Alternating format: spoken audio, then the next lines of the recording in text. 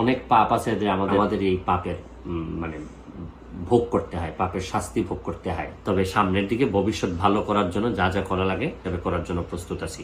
আশা করি আপনারা যে কষ্টটুকু করতেছেন আমি এটার জন্য দুঃখ প্রকাশ করতেছি। শুরু করিতেছি মহান আল্লাহর নামে, যিনি পরম করুণাময় এবং অত্যন্ত দয়ালু। আজকে 2-3 দিন ধরে আমি নিউ ইয়র্কে বসেও আমাদের এলাকা, বিশেষ করে মাধবপুর এবং সোনারঘাটে অনেক লোকজন ফেসবুকে লেখালেখি করতেছে। প্রথম বিষয়টা হচ্ছে গিয়ে যে অনেক পাপ আছে যে আমাদের বাপ চাচারা করেন, করার পর আমাদের এই পাপের মানে ভোগ করতে হয়, পাপের শাস্তি ভোগ করতে হয়। যাই হোক, এখন অতীতের কথা না বলে এটা দিয়ে শুরু করলাম আর কি। অতীতের কথা না বলে এখন বর্তমান অবস্থায় আসি। আমাকে অনেক জবাবদিহি করা লাগে, আমি জবাবদিহি করার জন্য প্রস্তুত।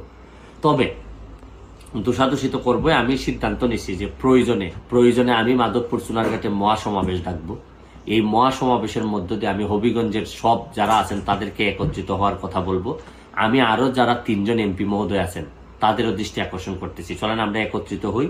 হয় আমরা মহাসমাবেশ করে আমরা নেত্রীকে জানাই দিই, প্রয়োজনে যে জায়গায় নক করা দরকার আমি এই জায়গায় নক করব। আমি জানি না যে আগে তো আমাদের এলাকায় মন্ত্রীও ছিলেন, তারা কি ব্যবস্থা নিলেন, কি করলেন, কেউ তো আর সব প্রশ্ন করে না। আমি এখন আর করতে চাই না। তবে সামনের দিকে ভবিষ্যৎ ভালো করার জন্য যা যা করা লাগে করার জন্য প্রস্তুত আছি। আশা করি আপনারা যে কষ্টটুকু করতেছেন এই কষ্টটুকু আমি এটার জন্য দুঃখ প্রকাশ করতেছি। আপাতত ভালো থাকবেন, সুস্থ থাকবেন।